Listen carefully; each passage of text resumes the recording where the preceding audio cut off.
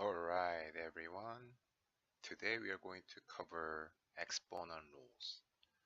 And sometimes I believe when I first learned exponent rules back in college or even high school, I think my teacher told me that it was power rules. But I believe name has changed recently, so either exponent rules or power rule. So we all know that this is a to the nth power is what it called power. So n is said to be exponent, P-O-N-E-N-T, and a is base, and together we call it power. So I guess that is why sometimes it's called power rules, exponent rule, and sometimes it's going to go by power rules. Okay, so let's go over what it is, what's exponent rules. There are I think some textbook has 7 of them, some textbook has 5 of them. I do not know how many there are, but there are little things that you need to actually memorize. I'm going to help you to understand, but at the end of the day, you actually do have to memorize to make your life in high school math easy. So, if you have x to the x cube, x to the third power, that means x times x times x. So, therefore, I'm going to write 3 dots in math. That means therefore, or any logic class, that means therefore. This 3 dot means therefore. Therefore, uh, if you have x to the cube times x to the x squared, that is actually x times x times x times x squared is x times x. So how many x's are there? There are 5 of them. So we can rewrite that as x to the 5th power. So from the very beginning, however, we could have done this. When you have same base, they both have an x, and you can add the exponent, 3 plus 2, which is x to the 5th power. By the way, I forgot to mention this one. Every single power rules in the world applies. You need to have a same base. If it does not have a same base, power rule does not apply. So, for example, if we have a x cubed times y squared is not xy 5th power. They are not. This is not true. This is not true. So if I give you the example using number, it'll be more clear. For example, you have a 3 to the 3 cube times 3 to the 5th power. So in other words, I have a 3 times 3 times 3 times I have a 5 threes multiplied. 3 times 3, 1, 2, 3, 4, 5. So together I have 8 threes multiplied.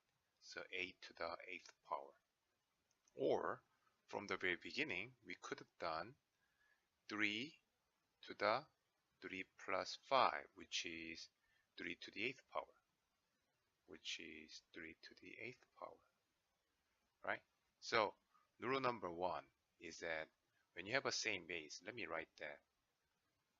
When we have same base,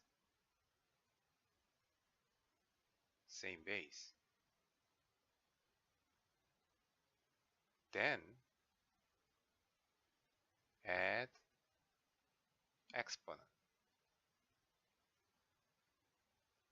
In the case of multiply, but however, look at this example. If you have a 3 cube times 3, not 3, let's change the base. If I have a 2 cube, this is not equal to 6 to the 6th power. Because that is actually 3 cube is 3 times 3 times 3. 2 cube is 2 times 2 times 2. And 3 times 3 times 3, this is 9. 9 times 3 is 27 times 2 times 2 times 2. That's a 4, and that's going to be a 8. So that's going to be 7 times 8 is 56. 5 to 16, I think, right? Whereas 6 to the 6th power is 6 times 6 times 6, 6, 6. I need another one. So that's already 36. That's already 216. So it's a lot bigger. It's a way bigger. So they are not. So power rules, I'm going to even highlight this one. Power rule only applies when they have a same base. Must have a same base. Right. Moving on to the number 2. If you have a same base, for example, a to the 5th power, divide by a to the 2nd power. So let's open this. A to the 5th power means I have a 5 times multiplied all over. I have a 2a's multiplied the denominator. And do we all remember same thing over same thing? We cancel out 1a, 1a cancel out, this a cancel out. Denominator, I only have a 1. It become 1, right? 1, 1, 1. We do not write 1, remember that. But denominator, I have a 1. 1 times 1 is still 1, right? In numerator, I have a 8 times 8 times 8, which is a cube. Let me rewrite that as just a cube. However, from the very beginning, we could have done this. We have a to the 5th power minus 2, which is a cube, right? When you have a same base, divide it, then subtract the exponent, but top minus bottom. So let's do the example with number. If I have a 3 cube divide by 3 to the 5th power, that means I have 3, 3, 3. How many 3's in the numerator? I have a 3 3's. And denominator, I have a 5 of them. 1, 2, 3, 4, 5. And this one cancel. This one cancel. This one cancel. So I have, okay, when you cancel, make sure that they become a 1. But we do not write 1. 1 times 1 times 1 is just a 1 on the numerator. And denominator, I have a 3 times 3, which is 1 over 9. That wasn't that bad, right? There's another one. Oh, there's a derivative of the exponent rule part 2, the number 2. So what if you have something like this? So what if you have 3 cube divided by 3 cube, which is numerator, I will have a 3 times 3 times 3. Denominator, 3 times 3 times 3. So this one cancel, this one, and this one. So I have a 1 over 1, right? Which is just a 1. From the very beginning, 3 cube over 3 cube is same thing over same thing. Therefore, it is just a 1, right? But let's apply the power rule. So it is a 3 cube. Since they have a same base, top minus bottom, minus 3, which is 3 to the 0 power. But we all know that, right?